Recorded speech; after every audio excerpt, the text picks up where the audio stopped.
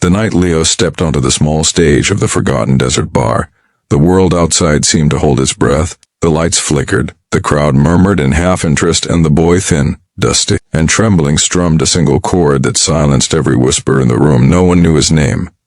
No one knew his story, but within minutes, they would. Leo had hitchhiked for 3 days beneath a burning sun, his backpack nearly empty, his heart even emptier. His mother had passed away only months before, leaving behind nothing but her old guitar, and the promise that music could take him places their small hometown never could. But dreams were heavy to carry when you had no money and no certainty about tomorrow. He slept behind gas stations, played quietly to the night sky, and whispered lyrics into the wind that only his mother could hear. By the time he reached the desert town, he was exhausted enough to consider giving up entirely. The bar was the last place he expected to enter. Its faded sign glowed weakly, reading the California Inn, a name the locals jokingly called Hotel California because once musicians played there, they either rose or completely disappeared. Leo walked inside, hoping only for water, and maybe a chance to rest his feet. Instead, he found a dusty poster announcing an open mic with one line that made his heart thump.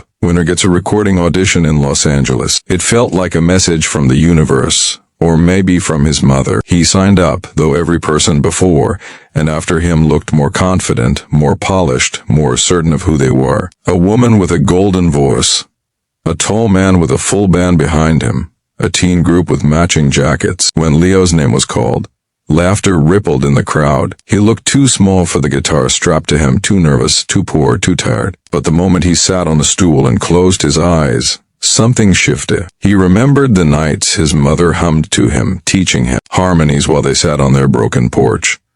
He remembered her saying that music wasn't about perfection, it was about truth. And so he played. His fingers trembled on the strings, but the sound that followed was raw and aching. It carried the weight of every mile he had walked, every tear he had held back, every memory he refused to let fade. The room fell silent as he began to sing a stripped-down, haunting version of Hotel California.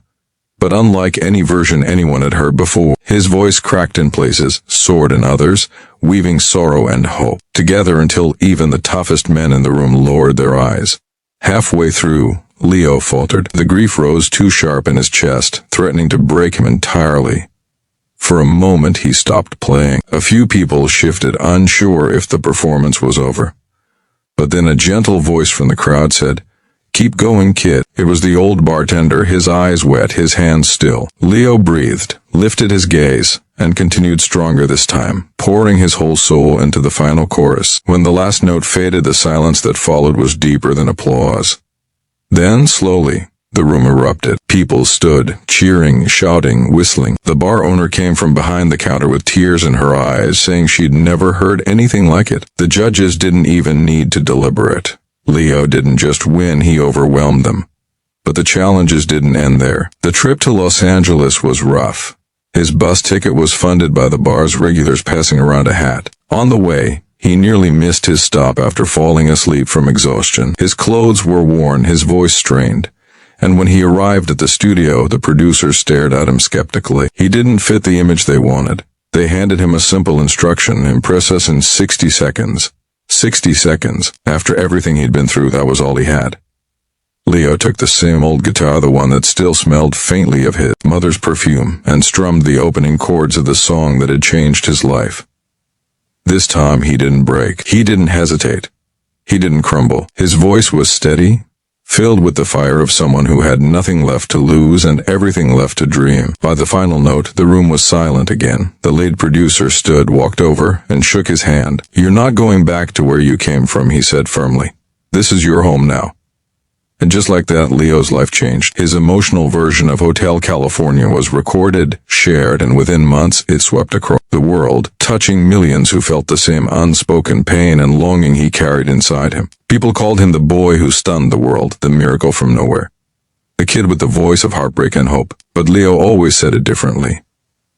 When interviewers asked him how he did it, he'd smile softly and reply, "It wasn't me, it was my mom. I just played what she left in my heart." Years later, when he returned to the same desert bar, now renovated, bustling, celebrate, He stood on the stage and thanked the crowd who first believed in him. He dedicated the performance to anyone who felt invisible, lost, or too small to matter, because the message of his journey was simple, yet powerful.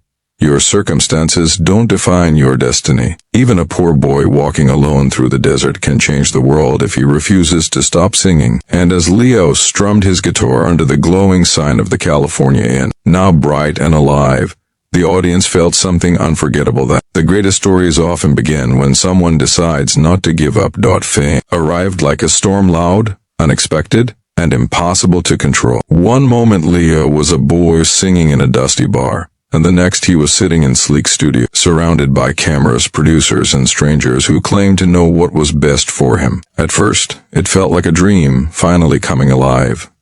But dreams, he soon learned, could be heavy too. He struggled with interviews where people twisted his words, headlines that painted him as an overnight miracle without acknowledging the pain behind his journey, and crowds so big they made him feel smaller than ever. Still, every time he stepped on stage and felt the music come alive beneath his fingertips, something inside him reminded him why he'd started. His emotional version of Hotel California kept climbing charts around the world, played in taxis, cafes, and radios across continents. People cried to it, shared their stories online, and wrote letters saying his voice had helped them through heartbreak, loss, and loneliness. Leo treasured those messages more than any award, but behind the scenes, he faced new challenges he never expected. The studio wanted him to release a new song quickly to keep the momentum going. They wanted something louder, more commercial, something that didn't sound like a boy grieving. Leo, however, had no interest in changing who he was just to fit a market. He wanted authenticity. He wanted honesty. He wanted to honor the music his mother had taught him to love. Tensions rose. Meetings became arguments. His manager insisted he needed to grow up and play the game if he wanted to survive in the industry. But Leo wasn't afraid of hardship. He'd survived far worse than disappointed producers. Still, he couldn't deny the pressure building on his shoulders. The more fame grew, the further he felt from himself. One night, after a particularly harsh meeting, he sat alone in his small apartment, guitar resting against his knees. For the first time since he'd left home, he couldn't bring himself to sing. It felt like his voice had been chased away by the noise of expectations and contracts. Unable to sleep, he wandered through the city until dawn, ending up under a quiet bridge where a few homeless men huddled for warmth. They didn't recognize him, didn't care about his rising fame, didn't ask for autographs. They simply offered him a seat by their small fire. One of them, an older man with silver hair, asked gently, "You lost or just thinking?" Leo hesitated, then confessed everything: the pressure, the fear, the feeling that he was losing the memory of why he played. The man listened without judgment, before saying, "Son, the world can love your voice, but only you can love your truth. Don't let noise drown what matters." Those words stayed with him as he returned home. The next morning, Leo walked into the studio with a clarity he hadn't felt in months. He told the producers he would only release music that reflected who he was, not who they wanted him to be. For a moment, the room froze. The decision risked his contract, his momentum, maybe even his career. But Leo stood firm, holding the same guitar that had carried him through the desert. The producers exchanged looks before finally agreeing to give him creative control. Cautiously, but sincerely. It wasn't a victory without cost, but it was his victory. With freedom restored, Leo poured himself into writing new music. He visited schools, shelters, and community centers, playing for kids who felt forgotten by the world. He shared his story openly, telling them the dreams weren't meant to be perfect, they were meant to be lived. Slowly, he rebuilt not just his career but his spirit. People loved his next songs, not because they were flawless, but because they were real. They carried the same raw emotion that had captured hearts the night he first sang in the desert bar. Months later, Leo was invited to perform at an international music festival, one of the biggest stages on earth. Standing backstage, hearing the roar of thousands waiting for him, he felt the familiar tremble in his hands, but this time it wasn't fear, it was gratitude. He stepped into the spotlight, guitar shining under the lights, and told the crowd about his mother, his journey, and the night he had almost given up. Then he began to play.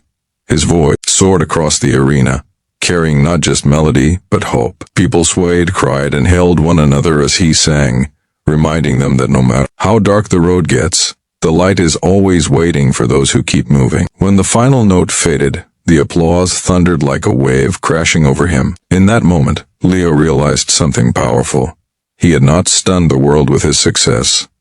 He had touched it with his truth, and that truth belonged to every kid who felt small, every dreamer who felt unseen, every soul who needed a reminder that their voice mattered.